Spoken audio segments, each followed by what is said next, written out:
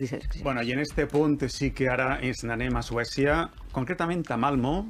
Es viu la ressaca del Festival d'Eurovisió.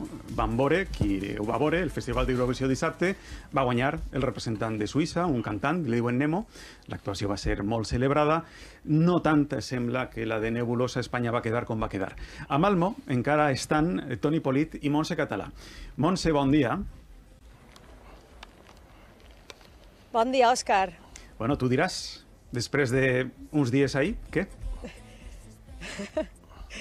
Ja estem fent baletes, efectivament, Òscar. Nemo, amb 591 punts. El representant de Suïssa va ser el flamand guanyador dissabte per la nit, tot i que trencara el micròfon de cristall als pocs minuts d'aconseguir-lo. Era un dels grans favorits i, sobretot, molt important per al col·lectiu. És la primera persona no binària que guanya este Festival d'Eurovisió. Ja sabem que Ginebra i Basilea són les primeres ciutats que se postulen per a ser la seu d'Eurovisió 2025 i els eurofans ja han començat, a nit mateixa ja havien començat a buscar habitacions, hotels i vols per a viatjar el pròxim mes de maig cap a Suïssa. Escoltem a aquest flamant guanyador.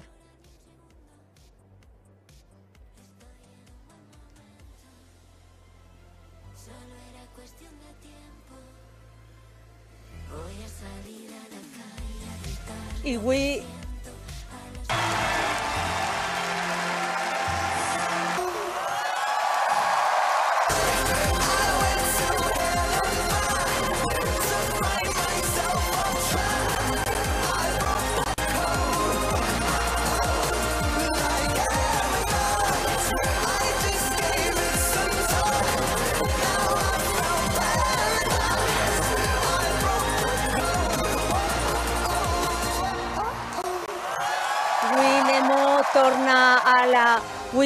sentim a Nemo, avui Malmo torna a la normalitat. És de veres que tanquem una de les edicions més complicades, més polititzades.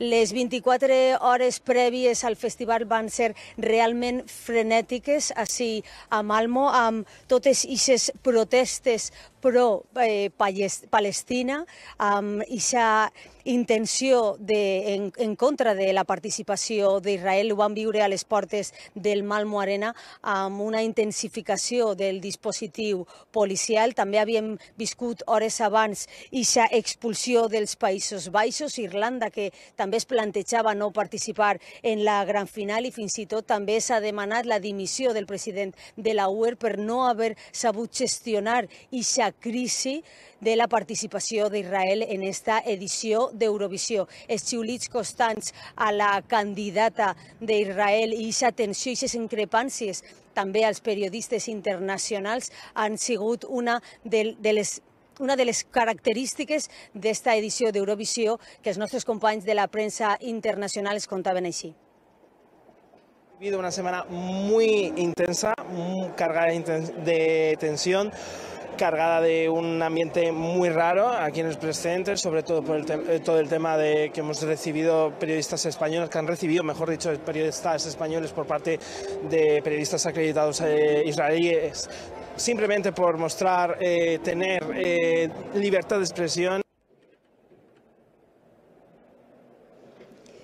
I la candidatura espanyola de Nebulosa va tornar en els deures fets. Va arribar a la final d'Eurovisió amb 16 milions de reproduccions a Spotify, tot i que finalment, com has comentat, els vots no acompanyaren. Hem de dir que contrasta molt totes aquestes persones que van viure l'actuació en directe amb aquests 30 punts aconseguits. Mirem a aquests companys i aquestes persones eurofans que van viure dins del Malmo Arena l'actuació, el que pensaven.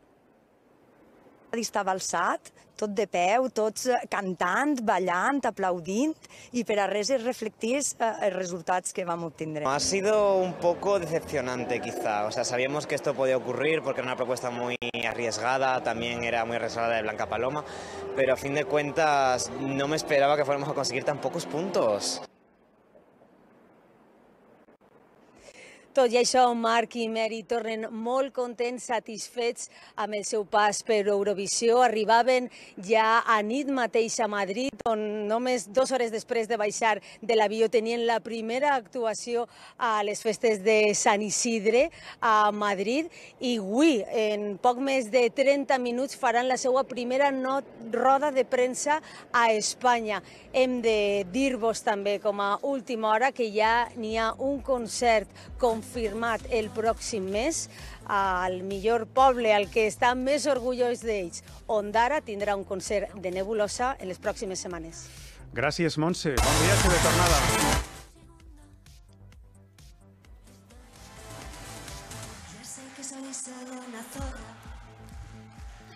Doncs, Vicente, des de Betty Mi Ciego, res es el que era, ¿eh? Adolf Beltrán sí sabe quién es Betty Mi Ciego. Yo he de reconocer que en Eurovisión no estoy.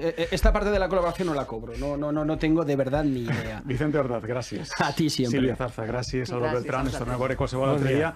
L'última pausa i ja la recta final.